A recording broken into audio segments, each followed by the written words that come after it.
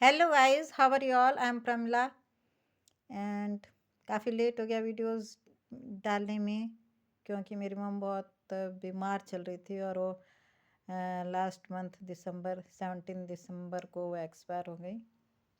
तो काफ़ी बिजी और परेशान रहे। खैर, भगवान उनकी आत्मा को शांति दे।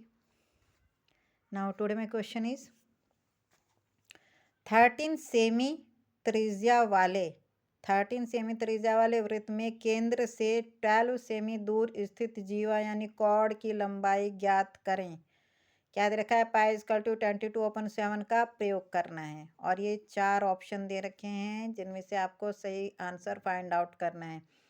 हमें दे क्या रखा है? 13 सेमी त्रिज्या वाले वृत्त के केंद्र से 12 सेमी दूर स्थित जीवा यानी कॉर्ड की लंबाई ज्ञात करना है। तो हमने एक ये सर्कल बना लिया है।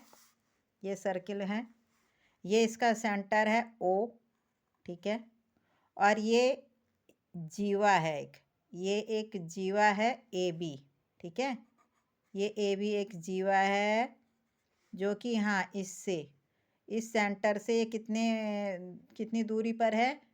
12 सेमी की दूरी पर है, ठीक है। 12 सेमी की दूरी पर है, ठीक है।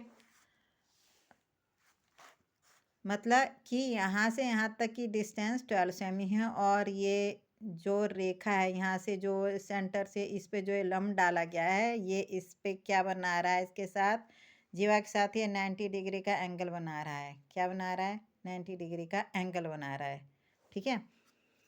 यह इसमें कह रहा है 13 सेमी त्रिज्या वाले वृत्तीय केंद्र से 12 सेमी दूर स्थित जीवा की लंबाई ज्ञात करें। 13 सेमी त्रिज्या वाले ये जो सर्किल है इसकी त्रिज्या रेडियस कितनी है? 13 सेमी, यानी कि यहाँ से इस सेंटर से यहाँ तक एक लाइन खींचें तो 13 सेमी होगी। इस बिंदु से यहाँ तक की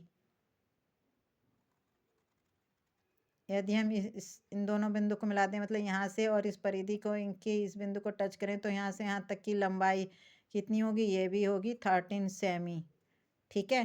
13 सेमी क्योंकि यहाँ से यहाँ तक ये भी रेडियस है, यहाँ से यहाँ तक भी रेडियस है, यहाँ से यहाँ तक भी रेडियस होगी, ठीक है।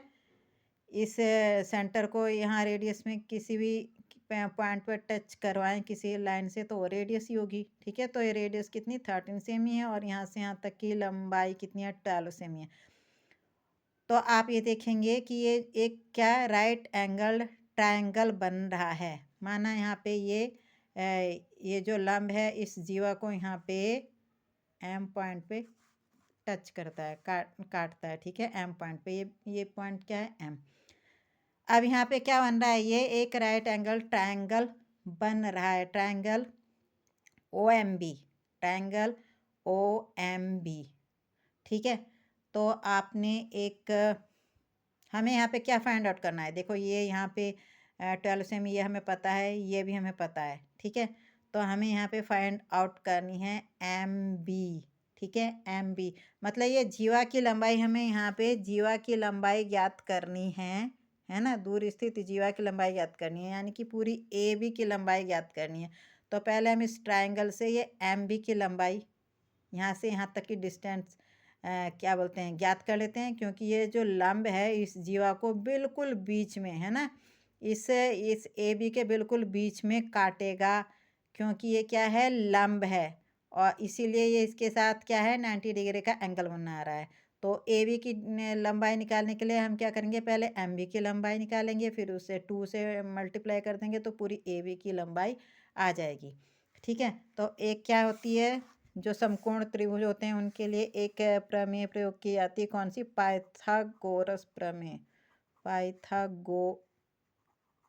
पाइथागोरस प्रमेय से पाइथागोरस प्रमेय क्या होती है? कर्ण का स्क्वायर इक्वल टू आधार का स्क्वायर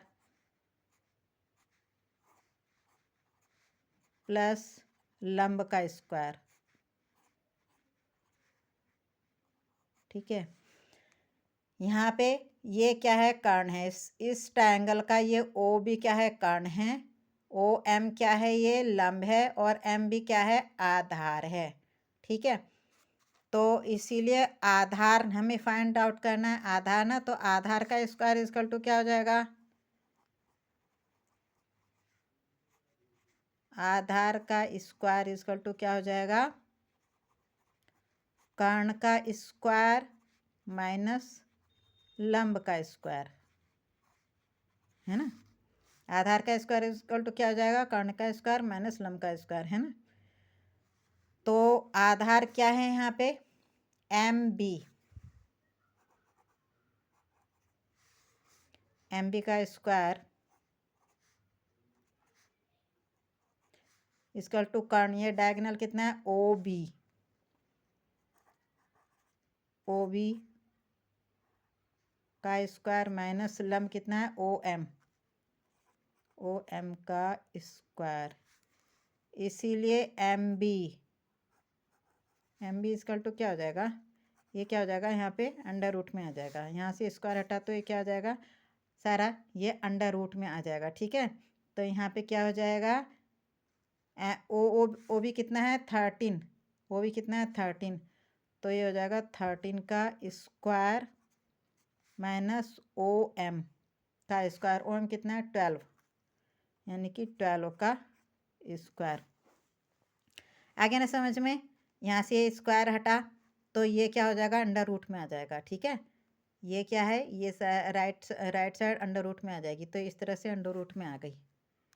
तो एम बी इक्वल टू कितना हो गया, ये इसका स्क्वायर करेंगे जब हम, अंडर रूट 13 का स्क्वायर करेंगे कितना, तो कितना आ जाएगा 169, और 12 का स्क्वायर करेंगे तो कितना आ जाएगा 144। ठीक है, अब अंडर रूट इसमें से इसे माइनस किया, है ना, 169 में से 144 को माइनस किया तो कितना आया, अंडर रूट 25, और ये 25 किसका स्क्वायर है, 5 का स्क्वायर है, किसका स्क्वायर है, 5 का स्क्वायर। ठीक है ना, तो एम बी कितनी आ गई, एम बी आ गई इतनी सेमी, और हमें निकालनी है जीवा, ए बी पूरी पूरी जीवा की, है ना। तो इसीलिए ए बी की लंबाई equal to M B multiply by 2, यानी कि ये जो एम बी है इसे 2 से मल्टीप्लाई कर देंगे, यानी कि ये जो 5 सेमी है इसे 2 से मल्टीप्लाई कर देंगे, इक्वल टू 10 सेमी आंसर, यानी कि जीवा की लंबाई कितनी आ गई, 10 सेमी आ गई। ठीक है, आई होप आप सबको समझ में आ गया होगा, अदरवाइज आप वीडियोस एक से ज़्यादा बार देख सकते हैं, कई बार देख सकते हैं। ठीक है, क्योंकि ये लंब जीवा को सेंटर पॉइंट पे काटता है, इसलिए इसे ये लंब दो पार्ट में, इक्वल 2 पार्ट में डिवाइड कर देता है, इसीलिए हमने यहाँ पे एम बी को 2 से मल्टीप्लाई किया है। ठीक है, आई होप आप सबको समझ में आ गया होगा।